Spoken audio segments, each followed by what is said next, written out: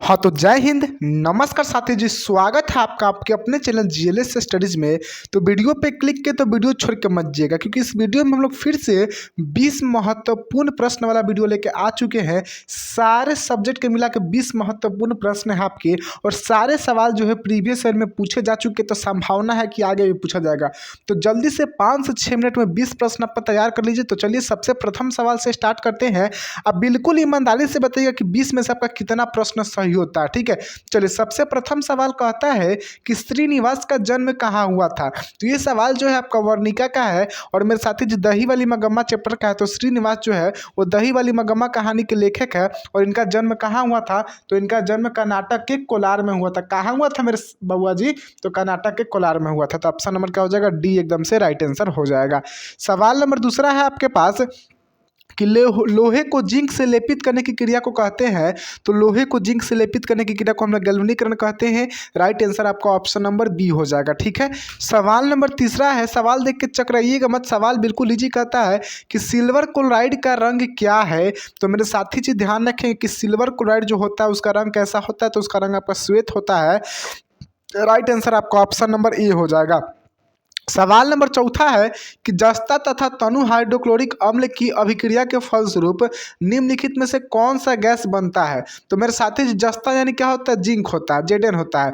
Hydrochloric अम्ल यानी क्या हो आपका? HCl। और मेरे साथी जी ध्यान दीजिएगा कि जिंक क्या है। तो जिंक आपका एक धातु है, और HCl क्या है? तो HCl आपका एक अम्ल है।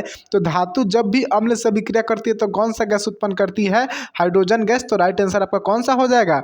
तो राइट आंसर आपका ऑप्शन नंबर सी हो जाएगा, ऑप्शन नंबर सी।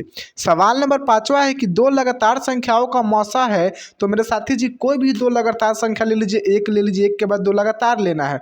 3 लेते हैं तो 3 के बाद क्या आता है? 4 लगातार लेना है। और जब दो लगातार संख्या का मौसा यानी HCF निकालिएगा ना, तो हमेशा एक आएगा। तो ऑप्शन नंबर क्या हो जाएगा आपका? डी एकदम से राइट आंसर हो जाएगा। सवाल नंबर 6 है आपका मेरे साथी जी कि निम्नलिखित में से कौन सी परिमेय संख्या है। परिमेय संख्या किसे कहते हैं? तो वैसी संख्या जिसे P/Q के रूप में लिखा जा सकता है उसे परिमेय संख्या कहते हैं। तो आपका देखिए ये अपरिमेय है, ये भी अपरिमेय है, ये भी अपरिमेय है। लेकिन जो आपका ऑप्शन नंबर सी है, 2√3 बट्टा का √3, √3 से √3 कट जाएगा तो बचेगा केवल 2। तो ये जो है आपका एक परिमेय संख्या है, बाकी सभी अपरिमेय है। तो ऑप्शन नंबर सी क्या होंगे मेरे साथी जी? एकदम राइट आंसर हो जाएगा। सवाल नंबर 7वां है कि सबसे छोटी भाज्य और सबसे छोटी अभाज्य संख्या का मौसा कितना होता है।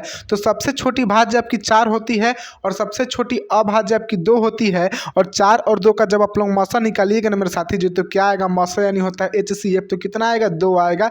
तो राइट आंसर आपको ऑप्शन नंबर बी हो जाएगा। सवाल नंबर 8वां कहता है कि सबसे छोटी प्रकृत संख्या है। प्रकृत संख्या किसे कहते हैं? तो गिनती की संख्या को प्रकृत संख्या कहते हैं। गिनती कहाँ से स्टार्ट होता है? तो 1 से। तो सबसे छोटी प्रकृत संख्या क्या हो गई? ऑप्शन नंबर डी 1 हो जाएगा। सवाल नंबर 9वां है आपका कि नवीकरणीय ऊर्जा का स्रोत क्या है। तो मेरे साथी जी सौर ऊर्जा जो है ना वो नवीकरणीय ऊर्जा का स्रोत है। नवीकरणीय ऊर्जा किसे कहते हैं? मतलब नवीकरणीय का मतलब क्या होता है कि मतलब हमको बार बार मिलते रहे, कभी खत्म ना। तो सौर से जो ऊर्जा मिलेगा सूर्य के प्रकाश से, कभी खत्म होने वाला नहीं है, अनलिमिटेड है। सवाल नंबर 10वां है कि साग सब्जियों का विघटित होकर कंपोस्ट बनना किस प्रकार की अभिक्रिया का उदाहरण है मेरे साथी जी?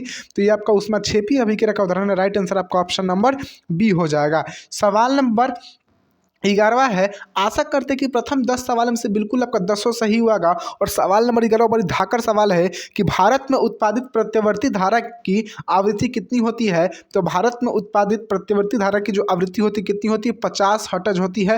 राइट आंसर आपका क्या हो जाएगा? ऑप्शन नंबर ए हो जाएगा। सवाल नंबर 12 है आपका कि निम्नलिखित में से कौन उत्तल दर्पण की फोकस दूरी है जिसकी वक्रता त्रिज्या 32 सेंटीमीटर है। तो मेरे साथी जी आपका वक्रता त्रिज्या इन आर का मान आपको दिया है 32।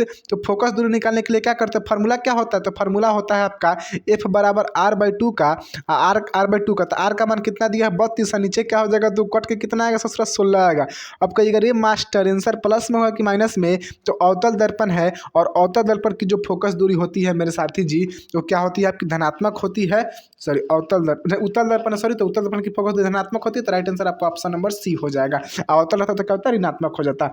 सवाल अगला है कि जिंक जो है वो कॉपर सल्फेट फॉस्फेट के साथ अभिक्रिया करके जिंक सल्फेट और कॉपर बनता है, तो दी गई अभिक्रिया किस प्रकार की अभिक्रिया है? तो इसमें अधिक क्रियाशील जो है कमजोर के घर में जाके कमजोर को हटा देते हैं, इस अभिक्रिया को हम लोग क्या बोलते हैं? विस्थापन बोलते हैं।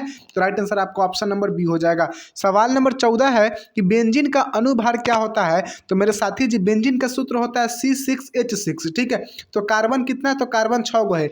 एक कार्बन का द्रव्यमान 12 होता है, तो 12 छक कितना हुआ? तो मेरे साथी जी 12 छक कितना हो, जल्दी से बोलिए ना। तो 12 छक आपका हो गया 72। कितना हो गया आपका? 72 हो गया, ठीक है। गौर कीजिएगा, 12 छक कितना हो गया? 72 हो गया। एक मिनट रुकिएगा,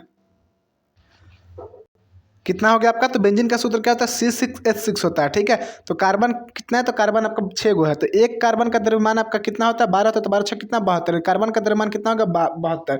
और एक हाइड्रोजन का कितना होता है? तो एक हाइड्रोजन का आपका होता है 6। तो कितना मेरे साथी जी? तो आपका 6 हाइड्रोजन का कितना हो जाएगा? तो एक हाइड्रोजन का द्रव्यमान 1 होता है, तो 6 हाइड्रोजन का कितना हो जाएगा? 6 हो जाएगा।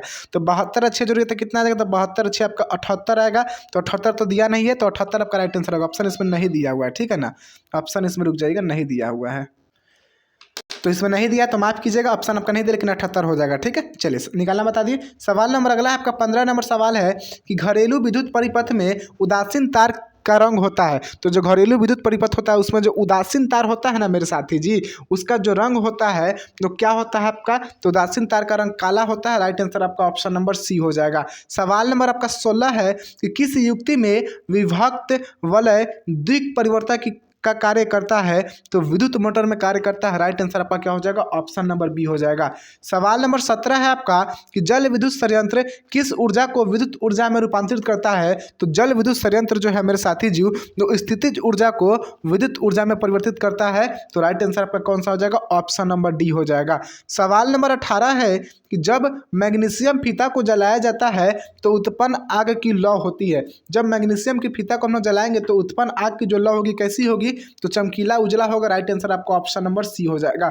सवाल नंबर 19 है आपका कि भारत में कहाँ औरतों के लिए आरक्षण की व्यवस्था है? तो मेरे साथी जी पंचायती राज व्यवस्था में महिलाओं के लिए यानी औरतों के लिए आरक्षण की व्यवस्था है। तो राइट आंसर आपको ऑप्शन नंबर डी हो जाएगा।